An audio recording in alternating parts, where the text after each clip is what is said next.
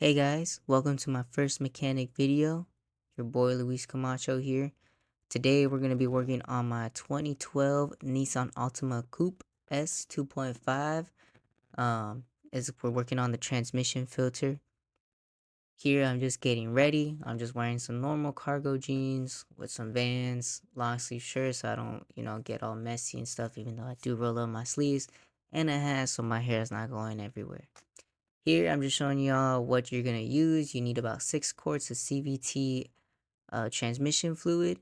And then for this car, Altimas in particular, you need 2 filters, especially during the 2008, 2012.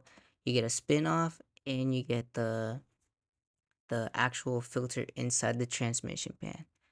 First step we're going to do is obviously jack up the car. I like to go until the tires are not touching the floor anymore, and then I'll get my jack stands and see where they fit.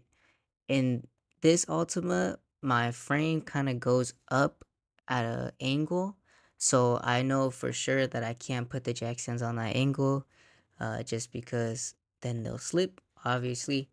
So you'll see me in a bit. I test fit them first, make sure I see the height, and then I jack up the car a little bit more just because I want them a little bit deeper in the vehicle just so that I have some room to play with and I'm not, trying to scramble around and um I don't have room to work with.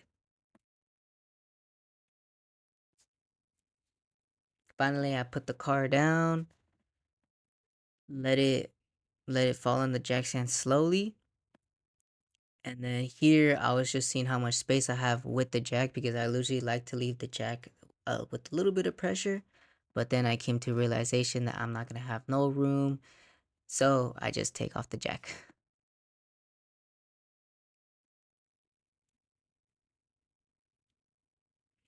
Here I'm just setting up all my stuff, getting all my gloves. I put my headlamp on just in case I need it, even though later on I get a bigger spotlight. And then I'm just making sure it works, and then my tools as well. Finally, we're under the car. Right here, I'm just test fitting the socket. I believe it was a 14 millimeter for the drain plug. And we're just going to drain the fluid for right now and move on.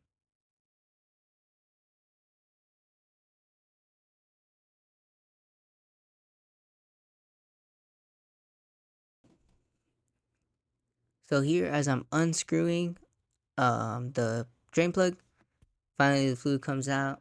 You see the fluid's a little bit darker than it should be, but overall it still looks pretty good. I do change the fluid not too often, but here and there. I'm just making sure there's no metal shavings in the fluid. I did have to get this transmission rebuilt a couple months back when I first got the car. And then this is when I come to a realization that this is going to be a lot more fluid than my drain pan. So I make the smart decision in just putting the drain plug back in and dumping this fluid out into a catch can, and then taking out the rest. So there you go. 1, 2, 3.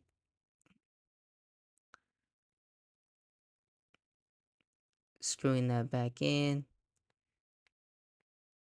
to finally, I couldn't figure out which way to screw it in.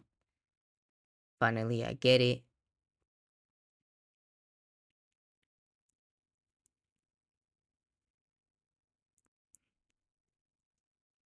Can I just hand tighten it?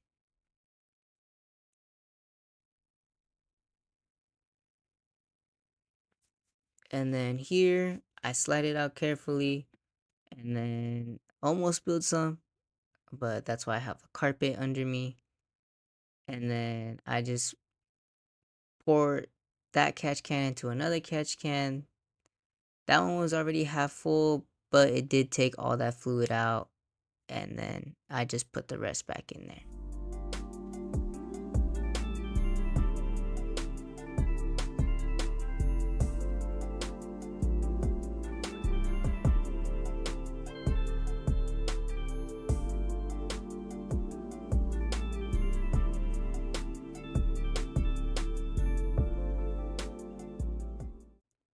Finally, we're back under the car. I'm just unloosening the bolt again, draining out the rest of the fluid. That's probably about 2 quarts of fluid that was left in there. For a total of about 6 quarts. And as this is draining, I'm gonna start looking for the spin-off filter. I did do my research before this, but this is my first time actually changing out the filter. You see in a bit, I start looking and looking, but I can't find it when it's right there in front of my eyes. Once locating it, I finally get to work. I thought I had enough room to use my impact, but as you see in the video, I don't have much room under there just because my cats are right there and some hoses are there. So I get to use it on the one bolt that's free, that has way more room than the rest of them. And then later on in the video, you get to see that I just end up using a wrench, a 10mm wrench for each one of them. And then coming to a realization that it's pretty dark down there and my headlamp is just not working the way I want it to, I just end up grabbing a spotlight.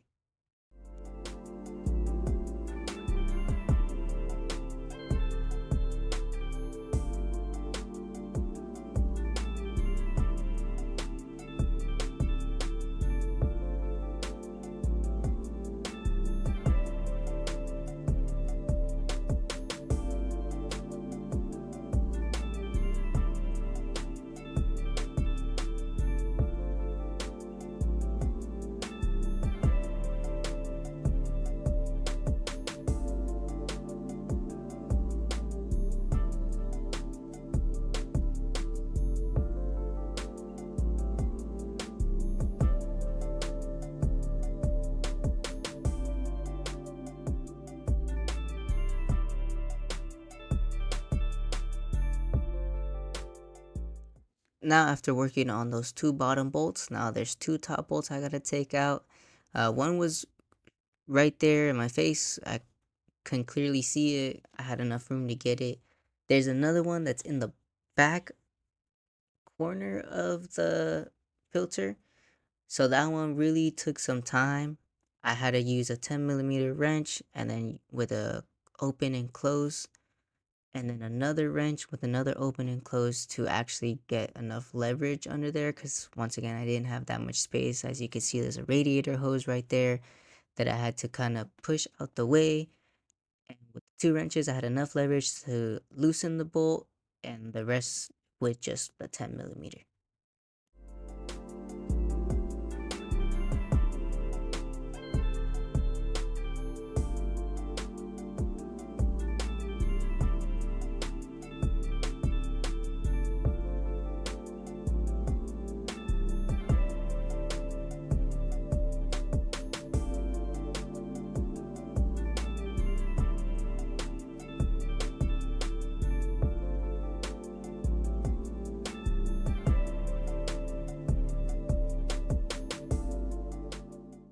Two hours later. Now, unfortunately, the video of me taking off the filter, that spin-off filter, got corrupted and I couldn't get it back. So I just took a little clip of me showing that it's done. And as you can see there, it is done. And then now I took off the pan. It did spill everywhere. That's why you see a bunch of splashes everywhere on the frame and stuff. But finally, I take off the old filter that's inside right there, and I put the new one in. Once again, that video got corrupted, and so now this is me just putting on the gasket and then making sure it lines up. I did have a couple tries that I had to take to finally get the gasket to line up. That's why it took me so long. Bear with me, it is my first time doing it.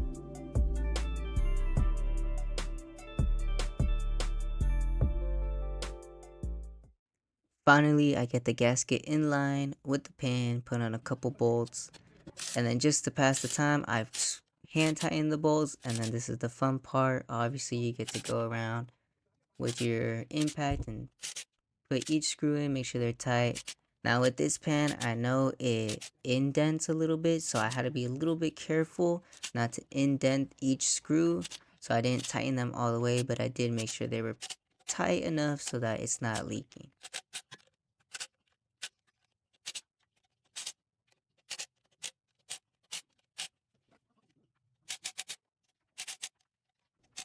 Now that all the bolts are tight enough that it's not gonna leak or anything, it's a little cleanup, and finally pour in 6 quarts of your CVT fluid.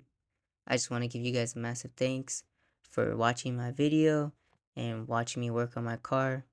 More videos are coming out soon, and here's a little blooper of what happened. Hey, bro, it's leaking on the bottom. Yeah, I know. Yeah, I know. Because it came out. Oh. It came out the fucking thing.